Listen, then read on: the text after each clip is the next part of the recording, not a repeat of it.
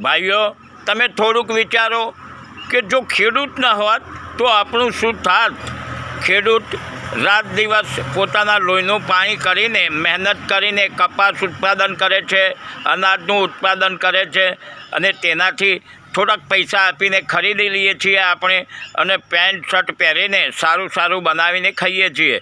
ભાઈઓ, તમે થોડુંક વિચારો, જો ખેડૂત ના હોત તો આપણા બાપ દાદાઓએ અને તમારા બધાના બાપ દાદાઓએ 2-5 વીઘા ખેતી કરવી પડત અને તેમાંથી ઉત્પાદન કરવું પડત અનાજનું અને પછી તમે પેટ ભરી શકત. ભાઈઓ, એટલે આપણે થોડુંક સમજવાની કોશિશ કરવી જોઈએ. ખેડૂતની મજબૂરીનો આપણે ખૂબ ગેરલાભ ઉઠાવી રહ્યા છીએ.